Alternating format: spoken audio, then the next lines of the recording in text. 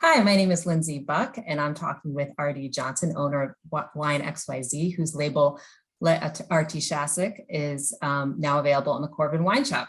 Welcome, Artie. Thank you. Thank you. Great to be here. Busy morning. Keeping it going, keeping the energy going. Absolutely. Absolutely. For those who don't know, tell us how you got into the wine business. I got into the wine business through the restaurant business. So most of my career, as a young man, I wanted to be a professional athlete. I played basketball and baseball in high school, and then went to the University of Texas to play baseball in college, center field actually. And I was fortunate to play for two amazing coaches. I was recruited by Cliff Gustafson, and then in my sophomore year, Augie Garrido came in. And to give you perspective on those two gentlemen, if you Google coaches with the most College World Series wins, the first one is Rod Dato from USC. The second one is Cliff Gustafson, who recruited me. The third one is Augie Garrido, who replaced him. And like most college athletes, I was one of the 99% that didn't play pro ball. So I just started working in restaurants because I had bills to pay.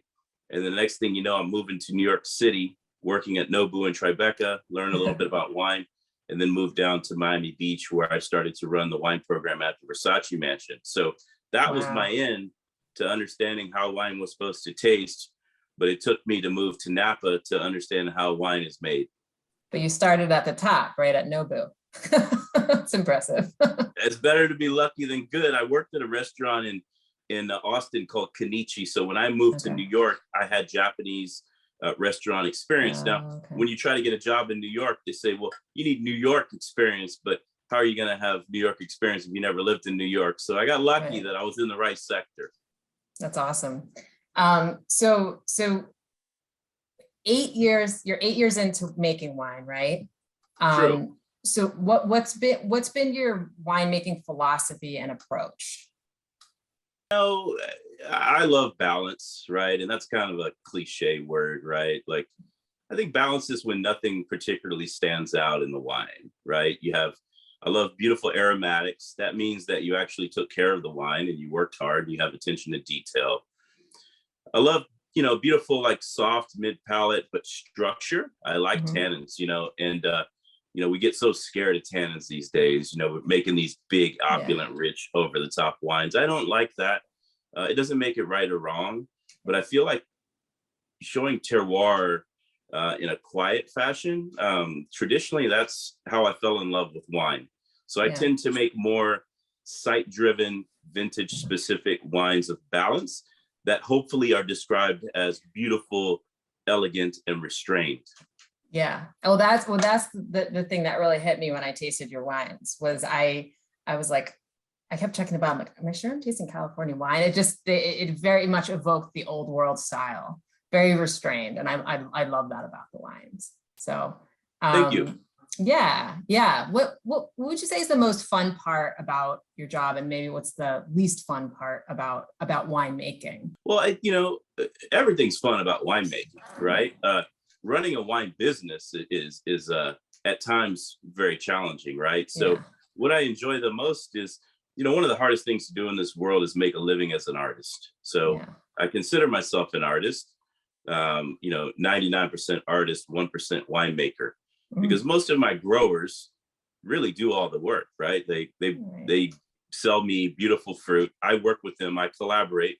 We decide, when to pick. We decide stylistically how to farm my rows.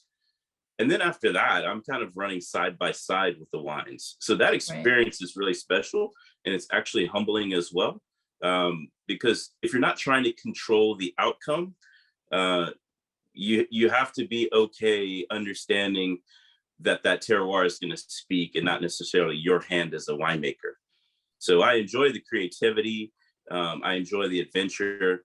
I think the thing that's challenging as an entrepreneur, whether you're a wine entrepreneur or not, you're a problem solver. So you wake up to problems and you need to solve problems. And if you're not okay with problems, you're not going to do very well running one of these types of businesses. So the most challenging thing is managing your cash flow. Take the 2021 vintage, for instance. I just We just made those wines, and now, here come those bills, man, and they're big, and you got to take care of them, and you don't get to sell that product, that 2021 vintage, for probably 4 or 5 more years from now. So managing your cash flow is very important. I think that's the most challenging part of running one of these businesses. Yeah. And the Carignan is an oak for 30 months, right? Yes, exactly. I mean, that's like a long time to wait to make money on that. What surprised you most about the wine business, about the winemaking and wine selling business? I have a mentor, Piero Antinori. I get to spend time with him about once a year. Nice. And Piero says, the wine business is a very, very slow business. And that's what I was surprised by. You get in and you're all eager and you want to change the world. And then you realize that everything that you do day by day is what's going to put you where you want to be 3 years, 5 years, 10 years from now. So I'm still learning that, actually. Yeah. It's a form of patience and understanding that that's why it's a generational business, right? Like, it takes so long to do things because you need a lot of capital, you need the patience. And the funniest thing is, you take the 2021 vintage, right? And you have that wine and you waited like 4 years to get it in bottle, you take it to market, and the client looks at you, they're like, do you have anything older?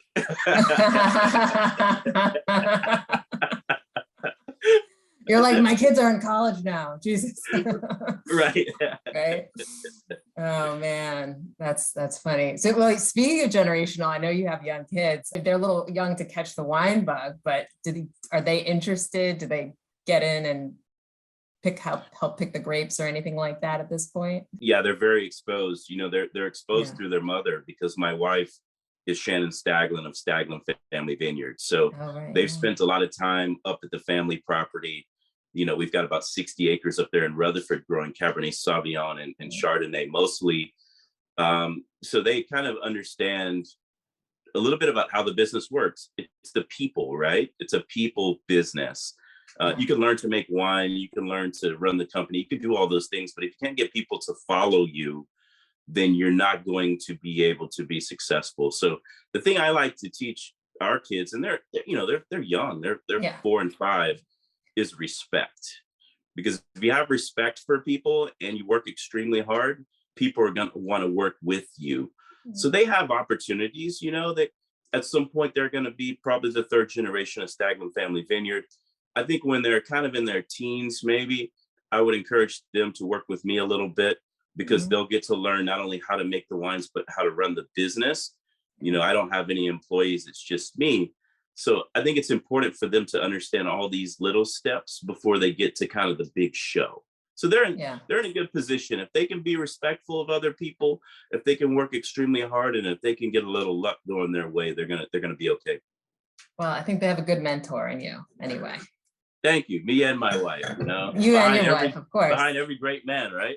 That's right. Well, for the record, the wine is named after your wife and 2 children. So can you pronounce it the way you like it pronounced, the name of the wine? Let's start with Le, L-E, because when I say lay, the French people jump all over me, right? So we say Le, Artishasic.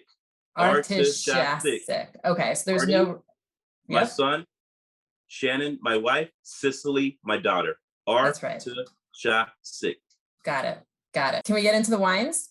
Yeah, let's do it.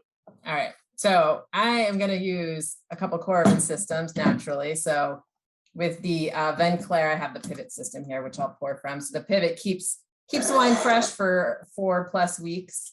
I did taste this wine the other day. It is fantastic. So why don't you tell me about the different grapes that go into this and kind of the story behind this wine? Sure. First, I have to say I love that pivot. The pivot is good. Yeah, the pivot is amazing. I get a lot of use out of that, right? Because I'm kind of more of like a bottle of wine is going to last a week at my house. It's not going to last, 6 months. Right. Which is exactly what we speak to, is that we realize that. So and it's a quicker pour than the timeless system. So good. So thanks for all your efforts and we can make the wine and everything, Yeah. but a company like yours that actually helps the client enjoy the wine, Yeah. that's pretty special. So thank you. It's an incredible team. I'm constantly impressed by all the people I work with. The engineering team is just incredible. So credit to them. Von So anyway, Clair. Von Clair, back to the wine. You know, simple translation, you know, white wine for me. There's also another translation that we're not really using here, but it's more of the still-based wine that's used for sparkling wine. We're using more of just kind of white wine, right? And this gives me a lot of creativity. This is Cuvée #1. This is the first one. I have several other Cuvées, but this is the one I chose to select. So it's basically Albarino, Arnaz, Tokai Friulano, and a touch of Chardonnay. If I'm making white wines, I'm always going to use some Chardonnay. I'm going to blend. Now, I also make 100% Chardonnays, but in the Von Clair, I like to use Chardonnay. That's kind of my signature. But you can tell in this wine, it's more Albarino, Arnaz are the stars here. Yeah. Tokai Friulano gives some texture in the mid palate, and then Chardonnay rounds it out. Yeah. I love this wine. And those are a combination of grapes you don't often see together. And so I admit when I first tasted it, because I knew you did the Rhone style with some of the other wines, so I assumed it was like Marsanne and Roussanne, and I was kind of like, I don't get, and then I read the tasting, I was like, oh, it's Albarino, and like, I was like, oh, that makes a lot more sense, because it's so aromatic and it's so much stone fruit flavor. Yes. And I was always saying it's like a symphony. You can keep tasting different flavors on the palate, which I just love I love those wines. It's fabulous. You know, I feel very free to be creative. You know, I think that's what being an American winemaker is really about, right? People will say, well, why would you combine Albarino and Arnaz? You know, it's like, because you can. You don't have any sort of like regulatory, things telling you not to. Yeah, and I think that's what it means to be an American winemaker and be a California winemaker, is to have freedom. So while I enjoy having the kind of style and palette of the old world, I like to tell people I'm a California winemaker. I'm proud to be a California winemaker, proud of our growers here and the creativity and freedom of expression that we have. And you can see that in my wines. Absolutely. All right, let's talk about the Vin Rouge. Vin Rouge, red wine, right? So this is my creative side of the red wine. And this is basically kind of a take on a GSM, mostly Grenache, only a touch of Syrah and a decent amount of Mourvedre. I love working with Grenache. Has the beautiful light red fruit. You can kind of take it whichever way you want. Some people make Grenache really, really rich and big. I kind of like it to be a little bit more shy. I like the fruit to be a little bit more subtle. I like to try to keep the alcohol down, and I love to have some structure in the wines, and also some savory aromatics. You think about Syrah, when I'm doing GSM, I don't like to use a lot of it because Syrah is very powerful. It can overtake the wine, but a little bit of Syrah gives that spiciness. And then Mourvedre just kind of fills out the mid palate beautifully with kind of this like red brambly fruit. Exactly. Yeah. I that's where, this is where I really tasted that restraint that you show in the winemaking. And then also you have these wines really crave food, I found. I tasted these wines first at like, I want to say like after my kids went to bed the other night, and I wasn't like planning on eating anything else. And then I was like, okay, I need chocolate, I need crackers, like it's, but I was thinking about all the different food pairings. Like, I mean, this is a great like pizza wine, but there's so many different things you can do with this wine. Yeah, well, you have, I think with white wines, I love to have like acidity, but not over the top, right? Like acidity needs to be in balance. Minimal kind of expression of oak, because oak can be distracting. And then the red wines, I love like kind of structured tannins, but not drying tannins. I mean, there's a fine line there. Has to do with like having the right crop loads, picking at the right time, and also being very gentle. I'm super gentle in the winery, and these are cooler fermentations. These are not warm fermentations because I'm not looking for extraction. I'm looking for more of the symphony instead of like the heavy metal, right? Right. Yeah. You can kind of see that in the Vin Rouge. And then I think you moved to the Carignan. Yeah, so this is 2015. So this is Old Vine Carignan, right? 2015, Old Vine Carignan, so Redwood Valley, Northern Mendocino. Beautiful earthy wine. Carignan's got a lot of acid and a lot of tannin. it kind of reminds me in that way of Barolo. You need to be patient. You need to be patient in the barrel, and you need to be patient releasing it to the market, because I remember when this wine was a current vintage, it was like the tannins would blow people's heads off. But you have to see now, drinking that wine, how elegant it is. So we need to kind of learn to wait throughout the process. You know, you have to be patient when you're picking, you have to be patient during the élevage, and you have to be patient if you can afford it as a winemaker to release these wines to market when they kind of make sense. So that's why we have the 2015 vintage for you. This is perfect right now. And I'm even smelling new things from when I tasted them the other night. Like I actually get like chocolatey notes on the nose too. Yes, absolutely. You know, that's an interesting wine because it is so structured and bright, but then it has this like amazing rustic character to it. That's why most people use Carignan to blend. That's 100% Carignan right there. So you have to be a little bit more patient with that wine in barrel and taking it to market. Yeah, absolutely. Well, this wine is delicious. All three of these wines are amazing. We'll be selling these wines as a 3-pack. So please check it out in the Coravin Wine Shop. Artie, a pleasure talking with you as always. Keep making amazing wine. And thank you. Yeah. And we'll definitely catch up with you soon. Hey, likewise. Have fun out there. Thanks for the support. Absolutely. Take care.